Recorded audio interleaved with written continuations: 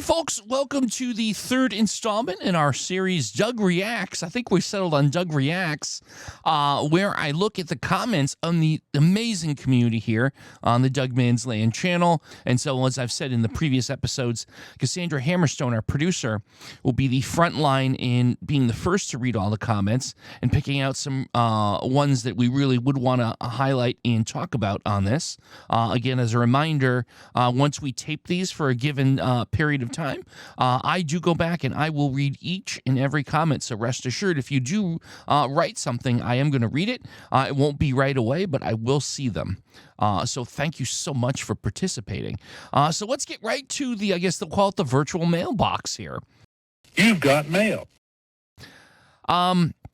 I want to start right off with one that I think is brings up something that's super important. I really want to address on this channel. It's kind of a serious subject to me. There was a comment on the February 26th daily Wordle puzzle. Kate S. wrote, "First three I've gotten in a while. Good stuff. It's too bad you used syrup as a starter the other day. Could have had it in one." So what happened here was the answer to the February 26th Wordle was the word syrup.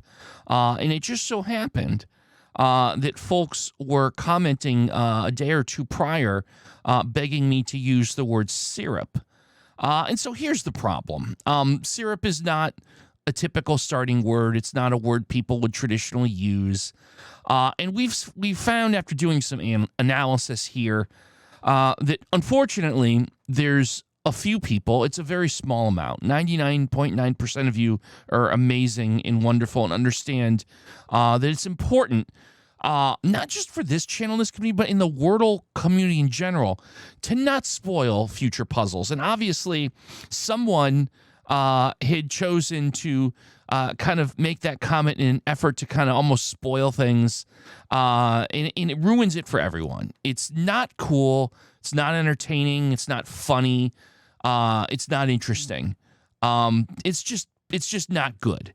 You know, for us to be able to enjoy having this experience together playing Wordle or whatever word games we're playing, the whole point is you play the puzzle, you enjoy the experience without knowing any of the information, and then you watch myself and all the other amazing folks that play Wordle each day on YouTube, and it's really cool seeing different perspectives, different communities talking about it, but it's no good for anyone if people are spoiling these, and it's become a bit of a thing that I've seen, and so I want to make a few things perfectly clear. Again, you're not only hurting this channel, but there are some amazing content creators of Rob DLE, Rise to the Equation, who do Wordle tournaments each and every day. Our live streams as well, you know, this can be an issue. So going forward, I'm going to be very clear about this.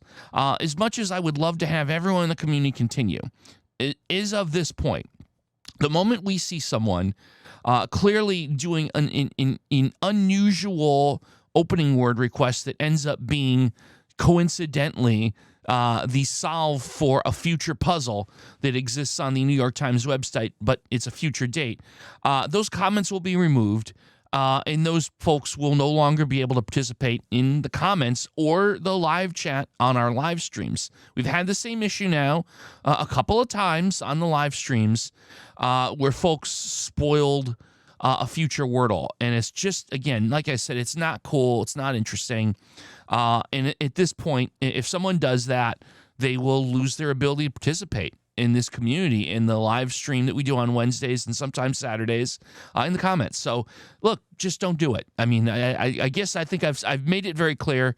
I've said what needs to be said, so there you have it. Let's move on.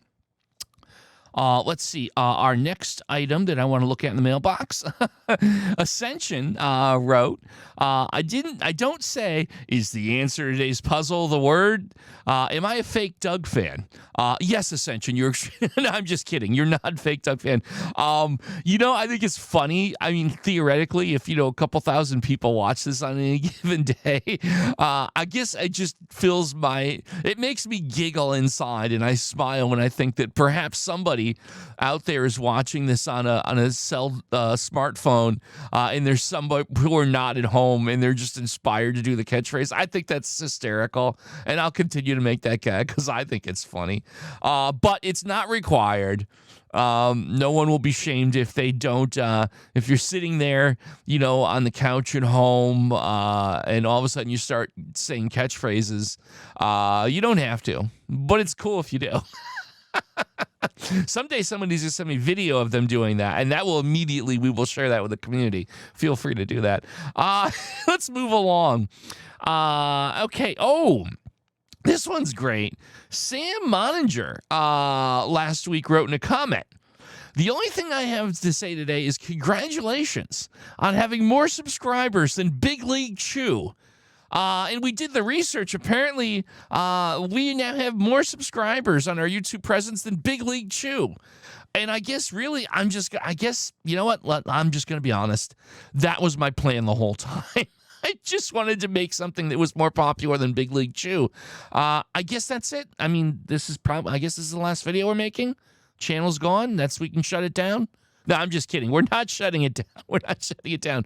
But I found that awesome. I'd love to know what other pop culture based or food, dining, entertainment YouTube presences as we grow the community, who we might find ourselves having more subscribers to.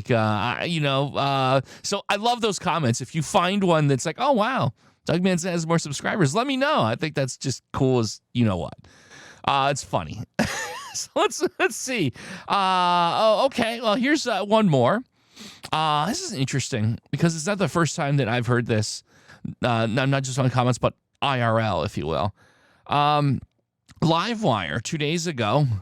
"You resemble the late Robin Williams. Anyone ever told you that?" It's not the first time I've heard that. And here's the thing, I don't know how to react to that. And I'll tell you why. I've done comedy before. I don't think anyone would be surprised if I said I dabbled in stand-up comedy years ago, and I've performed comedy stuff. And probably if you asked me who are the most significant inspirations to me personally in terms of being entertaining, funny, I would have two names that immediately come to mind, and those two names are front and center.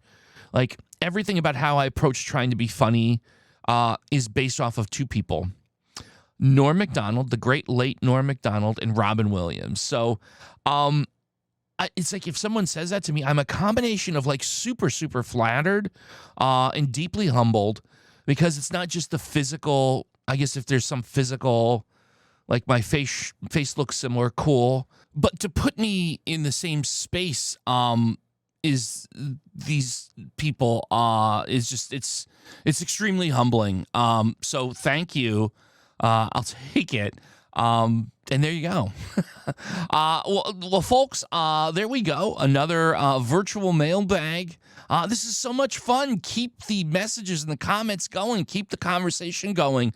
Whether it's about the current daily Wordle, fun little things here and there from the show, or anything you want to say to me. This is cool, and I look forward to doing it. So thanks for watching, and we'll see you next time. Take care.